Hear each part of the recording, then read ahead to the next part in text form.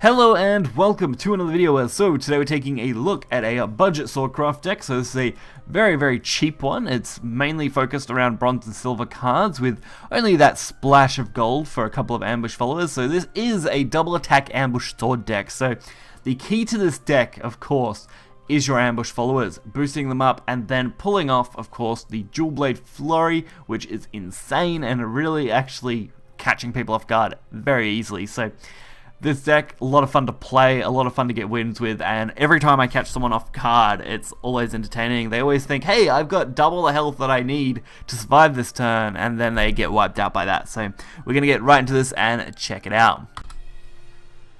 So the two games we have for today are against Rune. Rune being very popular on ladder, it's no surprise, but they definitely make some fun ones too. So this deck it's very important that you catch people off guard with this deck. It's one of those decks that requires that surprise attack kind of feature to really get things going.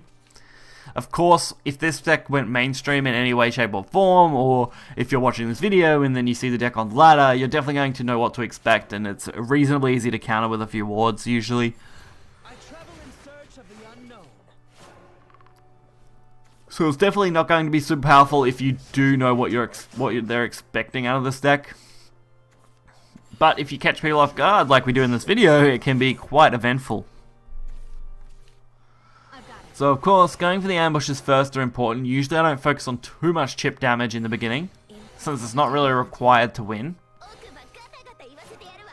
Really, we just got to focus on, of course, developing our board, getting, of course, the Dual Blade Fury into our hand, getting as much as we can as far as damage goes.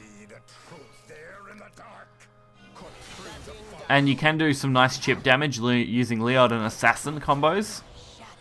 Of course, I'm sure these decks aren't going to work perfectly since they probably will be rotating reasonably soon. Some of these cards, maybe. I'm trying to remember what's actually in the rotation set, and I can't remember what cards are. But we'll worry about that when that comes. For right now, this is actually quite enjoyable to play. And that's something I've been looking for. I've been looking for really enjoyable decks that are quite fun. So as you can see here, we're already set up for lethal. It's really just a matter of not clearing me and of course not setting up a ward. Even if they heal, they'll be very close to that lethal range. We actually have 19, I think, as far as it goes with the double. Luckily, not going to need any extra because that's plenty to go for lethal.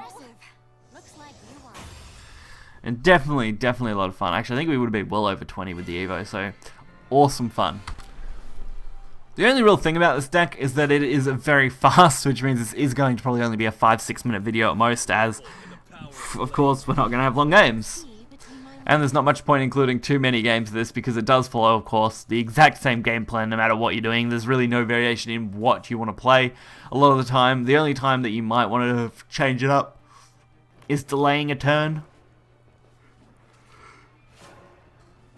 Because delaying a turn, you could potentially go for a clear with something like Ivory Sword Dance, which can help you take out wards and potentially set up, so sometimes it's the only time I like to really go for a delay. Of course, getting Leod as early as possible is very important. Going second can definitely help. And going up against the Rune, which again helps on most cases because it doesn't have a lot of ways to deal with these ambushes, it's also a much slower deck overall, so usually we're in for a good match whenever we come up against Rune. But against other decks that are a lot quicker, say Blood, it can definitely run into some issues. Luckily, Rune again being one of the most popular decks on ladder right now, it's definitely not too bad. So we did very well here. We actually managed to pick up 7 damage total.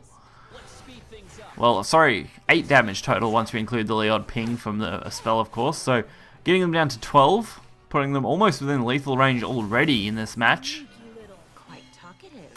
Unfortunately, it looks like they are going to remove, which means we're probably going to go for the Ivory Sword to both remove the board and, of course, set ourselves up for lethal in the next turn, since we are just short.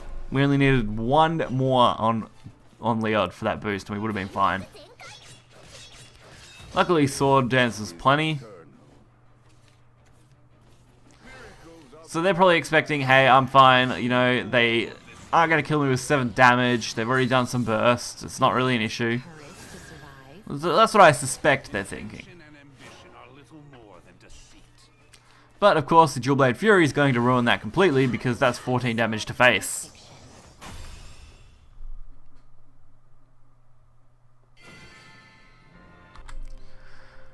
So this deck, great fun, and no matter how many times I say it, it's awesome to play. It feels really good when you get those sneaky wins in, when, you know, they're not expecting the Dual Blade Flurry to really come and hit them in the face, so it's always a lot of fun. It also does run a good amount of boost and ambush, of course, when that is the main focus. Also a decent amount of removal, when you count things like Usurping, Ivory, Craving Splendor can even actually be removal on its own, even if you're not using it as a boost card, since it does deal 4 damage. So all really good cards, a lot of fun to play, and budget, which is great right now, as a lot of players are looking for budget decks, especially newer players, and a deck like this fits right in that. So if you guys did enjoy this video, hit the like button and subscribe. You'll find the deck list in the description below. Until next time, guys, see ya.